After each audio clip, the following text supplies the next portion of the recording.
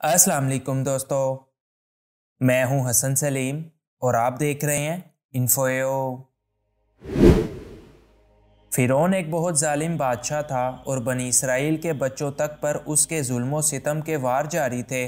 तो उसको समझाने के लिए अल्लाह ताला ने हज़रत मूसा अलैहिस्सलाम को नबी बनाकर भेजा, लेकिन फिरौन ने ईमान लाने से साफ इनकार कर दिया और हज़रत मूसा अलैहिस्सलाम और उनके साथियों पर जुल्म सितम की इंतहा कर दी।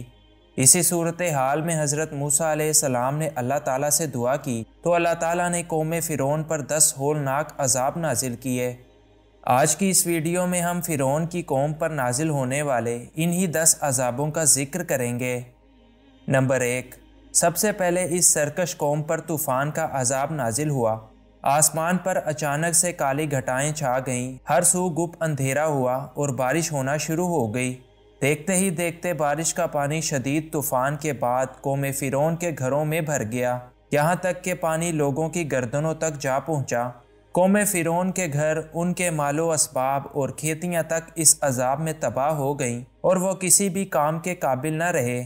और जब वो इस अजाब से तंग आ गए तो लोग मूसा अलैहिस्सलाम के पास आए और कहा कि अगर वो इस अजाब से उनको छुटकारा दिलवा दें तो वो लोग इन पर ईमान ले आएंगे। लिहाजा मूसा अलैहिस्सलाम ने दुआ की और अल्लाह ताला ने उन पर से अजाब हटा लिया। नंबर 2, इसके बाद उन पर दूसरा अजाब टिड्डी दल की सूरत में आया। पहले अजाब के 1 माह तक कौम खैरो आफियत से रही, मगर कोई भी मूसा अलैहिस्सलाम पर ईमान न लाया। लेकिन जब कौम का जुल्म जबर बढ़ने लगा तो अल्लाह ताला ने टिड्डियों का लश्कर उन पर भेज दिया।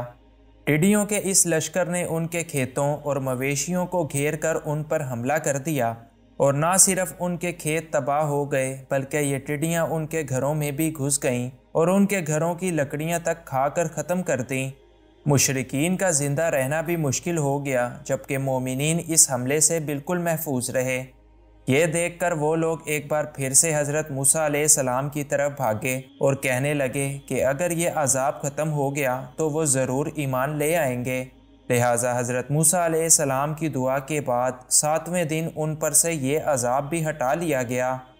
नंबर 3, टिड्डियों के हमले के 1 माह तक कौम आफियत से रही, लेकिन उनकी सरकशी यूं ही बरकरार रही। तो इस बार कौम फ़िरौन पर अजाब मेंढकों की सूरत में उतरा। ना जाने कहाँ से लाखों मेंढक के गोल उनकी बस्तियों पर टूट पड़े और आलम यह था कि उनके बैठने तक की जगह बाकी न रही। लोगों के जिस्मों पर कई मेंढक सवार रहते और यहाँ तक कि जब वो कुछ खाने के लिए अपना मुंह खोलते तो उनके मुंह में भी मेंढक घुस जाया करते थे। इनके खानों में और यहाँ तक कि इनकी हांडियों में भी मेंढक ही उछल कूद कर रहे थे। इस हालत से तंग आकर इनको एक बार फिर से हज़रत मूसा अलैहिस्सलाम याद आ गए। कौम की बड़ी बड़ी कस्मों के बाद हज़रत मूसा अलैहिस्सलाम ने अल्लाह ताला से दुआ की और ये अजाब भी 7 दिन के बाद टल गया।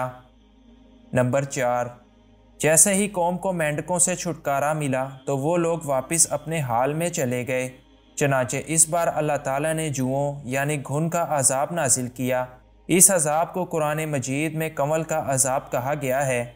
ये दरअसल एक घुन था जो अहले फ़िरौन के अनाज में घुस गया और अनाज का खात्मा करके रख दिया, जबकि बाज़ मुफस्सिरीन ये कहते हैं कि ये कोई कीड़ा था जिसने उनकी तैयार फसलों को चाट लिया, यहाँ तक कि ये घुन उनके कपड़ों में घुस गया और उनके चमड़ों तक को काट कर खा लिया। इस कीड़े ने फ़िरौन की कौम के बालों, उनकी दाढ़ियों और चेहरे तक को काट काट कर उनकी हालत बदतर कर दी। आखिरकार एक बार फिर से वो मूसा अलैहिस्सलाम के पास भागे और दोबारा से वही वादे करने लगे। हज़रत मूसा अलैहिस्सलाम ने एक बार फिर उनके लिए दुआ की और 7वें दिन ये अजाब भी ख़त्म हो गया। नंबर 5, इतने अजाबों के बाद भी कौम किसी की बात सुनने को तैयार न हुई, तो इस बार उन सरकशों पर खून का अजाब नाजिल हुआ। अचानक दरियाए नील के जिसका पानी तमाम अहले मिस्र पिया करते थे, वो तमाम कुएं और पानी खून से भर गए। कौम फ़िरौन के मुशरिकीन का पानी खून में बदल गया, जबकि मोमिनीन पर इसका कोई असर नहीं हुआ। फ़िरौन ने हुक्म जारी किया कि मेरे साथी और मोमिनीन एक ही बर्तन से पानी निकालेंगे, लेकिन खुदा की शान के जब मोमिनीन पानी निकालते तो बर्तन में से पानी निकलता, जबकि जब फ़िरौन या उसके साथी पानी निकालते तो बर्तन में से पानी की जगह खून बाहर आता था। لہٰذا اس عذاب سے بھی ہارتے ہوئے قوم فرعون نے حضرت موسیٰ علیہ السلام سے دعا کرنے کو کہا، اور آپ کی دعا کے بعد یہ عذاب بھی 7ویں دن ٹل گیا۔ نمبر 6، پھر سے کچھ ہی دن خیر و عافیت کے گزرے تھے کہ لوگ پھر سے برائی پر لگ گئے۔ اب کی بار ان پر مکھیوں کا عذاب نازل کیا گیا، اور اللہ تعالیٰ کے حکم سے ان پر جھنڈ کے جھنڈ مکھیوں نے حملہ کر دیا۔ ان کے گھروں میں، ان کے کپڑوں میں اور کھانے پینے کی اشیاء تک میں مکھیاں ہی مکھیاں نظر آنے لگیں۔ جب ان مکھیوں نے ان کی حالت بدتر کر دی تو ایک بار پھر سے ان کو حضرت موسیٰ علیہ السلام کی یاد ستانے لگی، لہٰذا آپ علیہ السلام کی دعا کے بعد یہ عذاب بھی 7 دنوں کے بعد ٹل گیا۔ نمبر 7، جب اتنے عذابوں کے باوجود بھی قوم کی حالت نہ سدھری تو اللہ تعالیٰ کی طرف سے ایسا عذاب آیا کہ جس میں مشرکین کے مویشی ایک ایک کر کے مرنے لگے۔ قوم فرعون کی گائیں، بھینس، بکریاں اور گھوڑے مسلسل مرتے رہے۔ فرعون اور اس کے ساتھی پریشان تھے کہ یہ آخر ان کے ساتھ کیا ہو رہا ہے، لیکن وہ مسلسل اپنے وعدوں کی خلافی اور سرکشی پر تلے رہے۔ نمبر 8، جب جانوروں کے مر جانے کے بعد بھی فرعون اور اس کی قوم کا دل نرم نہ ہوا تو اللہ تعالیٰ نے ان کو پھوڑوں کے عذاب میں مبتلا کر دیا۔ اللہ تعالیٰ نے حضرت موسیٰ علیہ السلام کو حکم دیا کہ وہ بھٹی یعنی تندور میں سے راکھ اٹھا کر آسمان کی طرف پھینکیں۔ آپ علیہ السلام نے ایسا ہی کیا اور لوگوں کے جسموں پر پھوڑے بن گئے۔ پھوڑوں کی یہ تکلیف نہ صرف انسانوں پر آئی بلکہ ان کے مویشی بھی اس میں گرفتار ہو گئے۔ یہ عذاب انتہائی تکلیف دہ تھا، جس کے بعد اہل فرعون کا جینا محال ہو گیا، کیونکہ اب وہ نہ ہی لیٹ سکتے تھے اور نہ ہی کہیں پر بیٹھ سکتے تھے، مگر وہ لوگ پھر بھی حضرت موسیٰ علیہ السلام سے وعدے کر کے بعد میں اس سے مکرتے رہے۔ نمبر 9، مسلسل 8 عذابوں کے بعد بھی جب یہ لوگ باز نہ آئے تو ان پر اللہ تعالیٰ نے ایک بار پھر سے اپنا عذاب بھیجنے کا فیصلہ کیا۔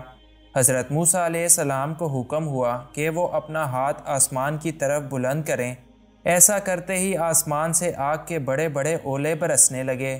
اس ہولناک آفت سے تمام فصلیں اور سب کچھ جل کر خاک ہو گیا، اور جو انسان اور جانور کھیتوں میں یا کھلے آسمان کے نیچے موجود تھے اس عذاب سے وہ بھی مر گئے۔ آگ سے ڈر کر فرعون نے موسیٰ علیہ السلام کے سامنے اپنے گناہوں کا اعتراف بھی کیا، لیکن جو ہی آفت ٹلی تو وہ لوگ پھر سے ایک ہوئے اور ان لوگوں نے ارادہ کیا کہ ان روز روز کے عذابوں سے بچنے کا یہی حل ہے کہ موسیٰ علیہ السلام اور ان کے ساتھیوں کو قتل کر دیا جائے۔ نمبر 10، جب یہ لوگ 9 عذابوں کے بعد قتل و غارت پر اتر گئے تو آخری اور 10واں عذاب ان پر نازل کر دیا گیا۔ یہ عذاب تھا پہلوٹوں کا عذاب۔ پہلوٹے سے مراد پہلے دن کا بچہ ہے۔ فرعون کے ماننے والوں کے ہاں جو بھی بچہ پیدا ہوتا وہ پہلے ہی دن مر جایا کرتا تھا، جبکہ مومنین اس عذاب سے بھی محفوظ رہے۔ اللہ تعالیٰ کی طرف سے بھیجے جانے والے ہر ایک عذاب کی مدت ٹھیک 7 دن رہی، اور ان کے درمیان وقفہ ایک ماہ کا رہا۔ فرعون پر نازل ہونے والے ان عذابوں کا ذکر قرآن مجید میں سورہ الاعراف میں آیت نمبر 133 سے 136 کے درمیان میں موجود ہے۔